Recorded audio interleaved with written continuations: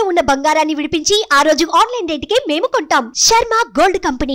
నమస్తే, మీరు చూస్తున్న సుమన్ టీవీ. నేను మీ కీర్తి. ఈ రోజు నాతో పాటు ఉన్నారు ప్రముఖ ఆస్ట్రాలజర్ బ్రహ్మశ్రీ నందిబట్ల శ్రీహరి శర్మ గురుగారు. నమస్తే గురుగారు. వాగర్థావివ సంపృక్తౌ వాగర్థ ప్రతిపత్తయే జగతః పితరౌ వందే పార్వతీ పరమేశ్వరౌ. ఆదిత్యాయ చ సోమాయ మంగళాయ బుధాయ చ గురు శుక్ర శనిభ్యశ్చ రాహవే కేతవే నమః. శృంగేరి పీఠాధిపతులకి కంచి పీఠాధిపతులకి నమస్కారములు తెలియజేసుకుంటూ కార్యక్రమాన్ని ప్రారంభిద్దాం.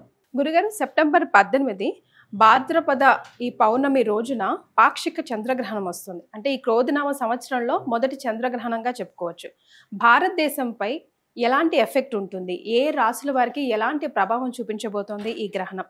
ఒకవేళ భారతదేశం పైన ఎక్కువ ప్రభావం చూపించకపోయినా కూడా ఇతర దేశాల్లో ఉన్న మన తెలుగు వారి కోసం మీరు ఏం చెప్తారు? ప్రధానంగా ఈ యొక్క సెప్టెంబర్ 18వ తారీఖు రోజున పాక్షిక చంద్రగ్రహణం అనేటువంటిది ఏర్పడబోతుంది. అయితే ఈ యొక్క 2024 సంవత్సరంలో ఏ గ్రహణం కూడా మన భారతదేశంలో కనిపించదు. అయితే ఈ చంద్రగ్రహణం ముంబై తీర ప్రాంతంలో ఉన్నటువంటి కొన్ని ప్రదేశాల్లో వారికి ఈ యొక్క చంద్రగ్రహణ ప్రభావం ఉంటుంది. ఎందుకంటే ఆ సమయంలో చంద్రగ్రహణం కనబడుతుంది ముంబై తీర ప్రాంత కొన్ని ప్రదేశాల్లో మన ఇండియాలో. అయితే వీక్షించేటువంటి ప్రేక్షకులు కూడా ఒక సందేహ నివృత్తి. చాలామంది ఏమనుకుంటారంటే, గ్రహణం మన భారతదేశంలో కనిపించట్లేదు కదా, నియమాలు పాటించాల్సినటువంటి అవసరం లేదు కదా. వాస్తవమే, నియమాలు పాటించాల్సిన అవసరం లేదు. కానీ ఈ యొక్క గ్రహణాలు ఈ యొక్క విశ్వానికి సంబంధించినటువంటిది. ఈ విశ్వంలో మనం జీవిస్తున్నాం, మనకు కూడా అందులో భాగమే మనము కూడా.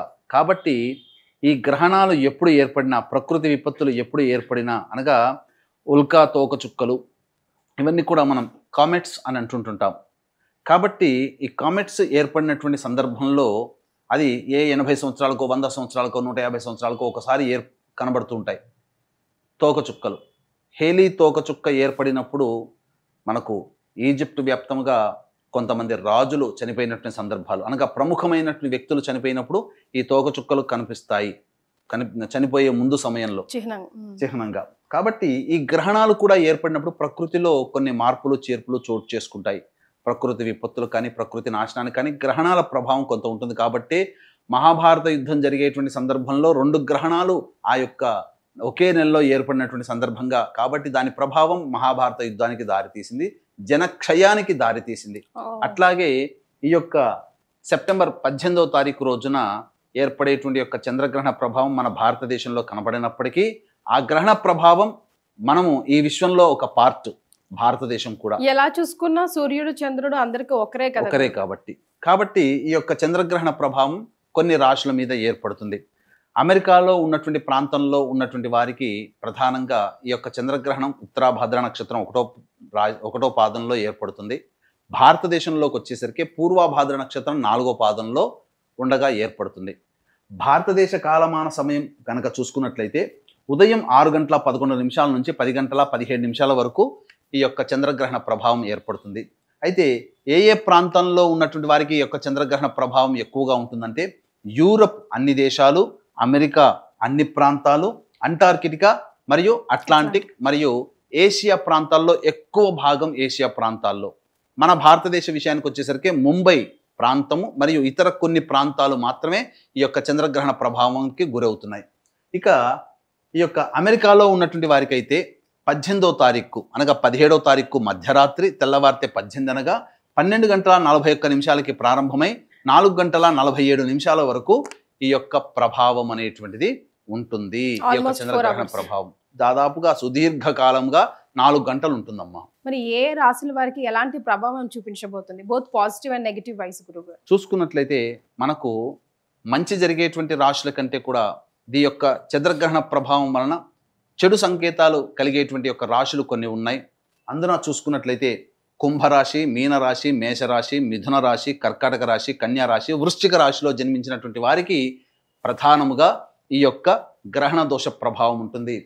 ఇక మిగిలినటువంటి రాశుల వారికి అయితే, అనగా వృషభ రాశి, సింహరాశి, తులారాశి, ధనుస్సు రాశి, మకర రాశి, ఈ రాశిలో జన్మించినటువంటి వారికి కొన్ని పాజిటివ్ సైన్స్ అనేటువంటివి ఈ యొక్క గ్రహణం తర్వాత ఏర్పడబోతున్నాయి. కాబట్టి ప్రధానంగా నియమాలు పాటించాల్సిన అవసరం. నియమాలు అంటే ఏంటి? ఇల్లు శుద్ధి చేసుకోవడము, అలాగే గ్రహణం సంభవించే సమయానికి ముందు 2-3 గంటల ముందు ఎటువంటి భోజన పదార్థాలు తీసుకోకపోవడం, అలాగే గర్భిణీ స్త్రీలు చూడకపోవడము, అలాగే పసిపిల్లలకి మరియు వృద్ధులకి ఎటువంటి నియమాలు దీనికి సంబంధించినట్టు గ్రహణ సందర్భంగా పాటించాల్సిన అవసరం లేదు. కానీ ఈ యొక్క గ్రహణ సందర్భంగా నియమాలు పాటించాల్సినటువంటి రాశులు ఆయా ప్రాంతాలలో గ్రహణం ఏర్పడినప్పుడు ఆ గ్రహణం అనేటువంటిది ఆ ప్రాంతాల్లో విజిబుల్గా కనిపించినప్పుడు నియమాలు పాటించాలి. కానీ ఈ గ్రహణ ప్రభావం వలన ఏ రాశుల వారికి సమస్యలు వస్తాయి, ఏ రాశుల వారికి సమస్యలు రావనేటువంటిది ప్రపంచవ్యాప్తంగా ఉన్నటువంటి ఈ యొక్క కుంభమీన మేష మిథున కర్కాటక కన్య వృశ్చిక రాశుల్లో జన్మించినటువంటి వారికి ఈ యొక్క ప్రభావం అనేటువంటిది దోషం అనేటువంటిది ఉంటుంది. కాబట్టి ఆయా కుంభమీన మేష మిథున కర్కాటక కన్య వృశ్చిక రాశిలో జన్మించిన వారు ఏ ప్రాంతంలో ఈ ప్రపంచవ్యాప్తంగా ఎక్కడున్న భారతదేశంతో సహా ఎక్కడ ఉన్నా ఆయా రాశిలో జన్మించినటువంటి వారికి కొన్ని దోష ప్రభావాలు ఏర్పడతాయి. కాబట్టి దానికి సంబంధించినటువంటి ఆ దోష నివారణార్థమే కొన్ని పరిహారాలు కనుక పాటించినట్లయితే తప్పకుండా ఆ యొక్క ప్రభావం నుంచి ఈ యొక్క సంబంధించినటువంటివి మీనమేష మిథున కర్కాటక కుంభ కన్య వృశ్చిక రాశిలో జన్మించిన వారు ఈ యొక్క దోష ప్రభావం నుంచి బయటపడతారని చెప్పవచ్చు. ఎలాంటి రెమెడీస్ సూచిస్తారు గురుగారు? ప్రధానంగా ఏ సమస్యకైనప్పటికీ కూడా 2 రకాల పరిహారాలు ఉంటాయి. ఒకటి దైవ పరిహారము, 2 మానవ పరిహారం. దైవ పరిహారం అంటే మంత్ర పరిహారం. దైవం మంత్రాధీనం, తన్మంత్రం బ్రాహ్మణాధీనం. కాబట్టి ఈ కుంభమీన మేష మిథున కర్కాటక కన్య వృశ్చిక రాశిలో జన్మించినటువంటి వారికి సెప్టెంబర్ 18వ తారీఖు రోజున పౌర్ణమి ఉంటుంది. కాబట్టి మా పీఠం ఆధ్వర్యంలో ఈ యొక్క చంద్రగ్రహణ దోష నివారణ కార్యక్రమాలు అనేటువంటివి జరిపించడం జరుగుతుంది. ముఖ్యంగా ఆ రోజున చంద్రుడికి సంబంధించినటువంటి దోష నివారణగా చంద్రగ్రహ హోమము, అలాగే పూర్వభాద్ర ఉత్తరభాద్ర నక్షత్రంలో ఏర్పడుతున్నాయి ఒక్కొక్క ప్రాంతంలో. కాబట్టి దత్తాత్రేయ హోమము, శనీశ్వర హోమము, అలాగే ఈ రాశిలో జన్మించినటువంటి వారికి ప్రధానంగా దోషం ఉంటుంది కాబట్టి మృత్యుంజయ హోమం ముఖ్యంగా ఆరోగ్యం మీద ప్రభావం చూపుతుంది. కాబట్టి మృత్యుంజయ హోమము, లక్ష్మీ హోమము, సుదర్శన హోమం లాంటివి, అలాగే వివాహం కాని అబ్బాయిలు అమ్మాయిల కోసమై హోమాది కార్యక్రమం, ఇలా 18 రకాల హోమాది కార్యక్రమాలు ఆ సెప్టెంబర్ 18వ తేదీన కేవలం పర్ హెడ్ 1500 రూపాయలకి మా పీఠం ఆధ్వర్యంలో ఈ కుంభమీన మేష మిథున కర్కాటక కన్య వృశ్చిక రాశుల్లో జన్మించినటువంటి వారికి చేయించడం జరుగుతుంది. అలాగే మానవ పరిహారం అనగా అందరికీ దైవ పరిహారం చేసుకునే శక్తి ఉండదు. కాబట్టి మానవులుగా జన్మించినటువంటి మనము ఆ యొక్క దైవానుగ్రహాన్ని పొందే ప్రయత్నంగా మనకి మనం చేసుకునేటువంటి పరిహారాలు కూడా తెలియజేస్తానమ్మా.